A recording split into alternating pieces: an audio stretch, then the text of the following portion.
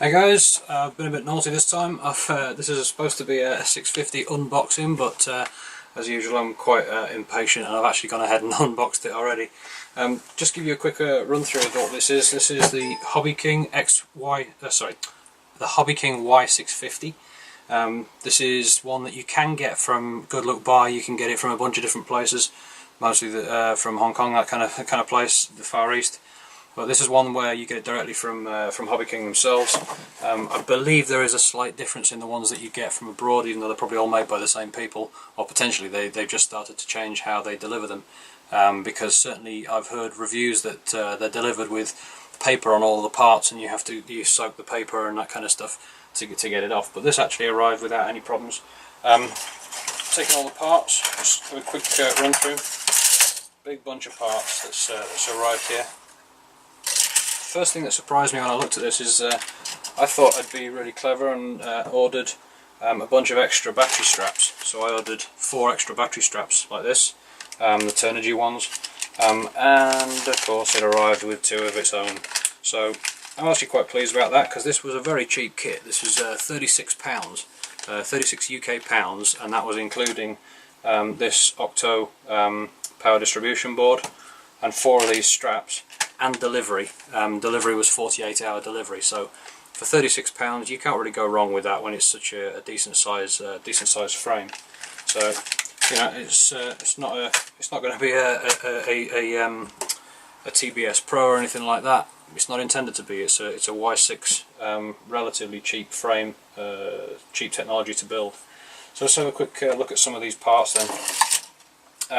First of all, these are a lot thinner than I was expecting. This is actually quite thin material, but then again, this is just the tail. This is only the bit that's sort of for decoration, really. If I'm really honest, I'm not a big fan of this, but you know, hey, it makes it look a bit different, and you know, makes a change from the boring looking quads that are out there and hexas. So this is actually quite thin material, and all of the canopy. So these kind of parts here. This is the thing that goes over the nose. In fact, if I just get you a picture of it, the 650, the Y650 actually is one that has quite a decent canopy, and some people are actually putting the like helicopter canopies over the front of this. If I just quickly bring this to there, you get a picture of the actual. So this is the. Hopefully you can see that okay. This is the rotor itself, and you can see over the front here it's got quite a decent canopy, so everything's quite well protected, which is what I quite liked. I'm probably going to mount the GPS just on top, and actually onto the frame itself, somewhere up here. Just mount it on the top rather than have it on the end of a stick, which I've been doing with most of my GPS installs. But all this part around the top here, this frame, is the thinner material, which is all quite thin. But then the actual body of it itself, still in here, is much thicker. So as you can see there, it's a good solid frame.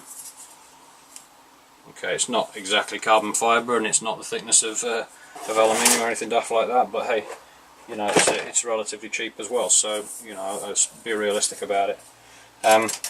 One thing I was quite pleased to see was that these legs are of the same material as the main frame.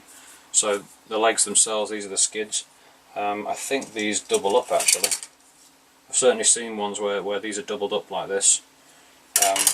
It might have been a modification on somebody's part, of course, to do that. But then these fit with the legs, just literally slot together. I'm not going to do it now, otherwise I won't be able to get it apart again when I need to.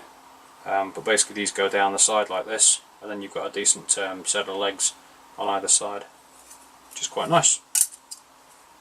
So the plan with this is to use the 8 power distribution board. That means I can also run some of the other stuff off there as well. I might mount the case, the GoPro camera on the front of this. Really just going to build it up and see how it looks first of all. Not that sure yet how I'm going to do it. I'm going to use the standard DJI motors. I'm actually going to take these ones off here and get hold of 2 more, because I've got some T motors to go onto this Spidex that I'm using. So the aim really is to this one to be a relatively cheap build. Probably going to use 8-inch props, possibly even 10, I'm not sure yet. and I'm going to use these Zippy compacts, which are the same ones that I use for the Spydex. Zippy compact 4000s 25C 4S batteries. They should be just fine for this. Reading around, there's quite a lot of adjustment in where you can move the battery on the frame as well. So hopefully it should be quite a nice build. The arms are quite nice. These are nicely finished. These are much nicer finished than the Spydex ones. Got a much nicer kind of sheen. It's almost as if they've been lacquered, but I don't think they have. One thing for sure is that the edges are much smoother. So these have been finished very well actually. When I first got the Spydex, the edges were quite sharp, but these have been finished quite nicely. So quite pleased about that. Like I say, the plan is to use, I'm going to use a Naza Lite on there, which I've got in here, and GPS, which are all kitted out, ready to go. I did have these fitted previously to a TBS Pro, and I decided that with my 550 and with the Spydex, I didn't really need a TBS Pro, so I got rid of that. And this was so cheap, to be honest, I thought, okay, let's try it out, see how it works. And the plan is that if this doesn't work out particularly well, I'm going to go just back to a TBS, and just go with that, and we'll see how it goes from there. So I'm going to get on with the build for this, do your build video next, but that was the unboxing, even though it wasn't with a box, and we'll take it from there. Cheers, thanks for watching.